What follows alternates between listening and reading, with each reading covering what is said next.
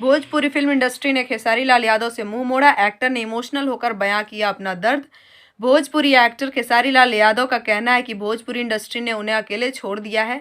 खेसारी ने कहा कि वो अब तक इंडस्ट्री के लोगों की मदद के लिए आगे आते रहे हैं, लेकिन वो अब किसी के लिए आगे नहीं आएंगे, किसी के लिए कुछ भी सोशल मीडिया में नहीं लिखेंगे। उनके साथ करोड़ों दर्शक हैं, दर्शकों पर ही उनको भरोसा है।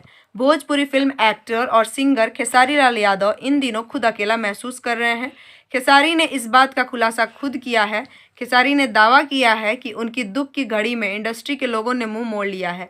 जब नेपाल में उनके कार्यक्रम में हंगामा और साथी कलाकारों पर हमला हुआ तो उसके बाद 2-3 लोगों को छोड़ किसी ने उनका हाल नहीं जाना। सिर्फ आम्रपाली निरहुआ ने पूछा हाल।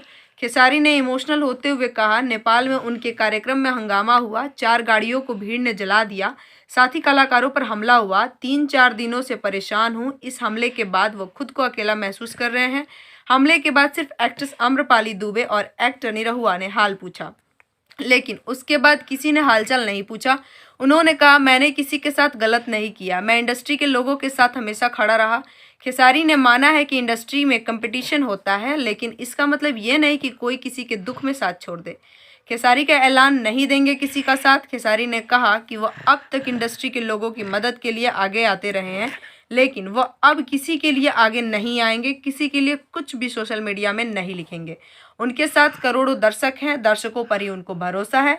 ऐसा हुआ पहली बार। खेसारी ने माना है कि उनके कार्यक्रम में हंगामा कोई नई बात नहीं है। नेपाल से पहले भी हो चुका है, उस दौरान लोग हाल पूछते थे, लेकिन इस बार ऐसा नहीं हुआ, जो सबसे बड़ा उनके दुख का कारण है।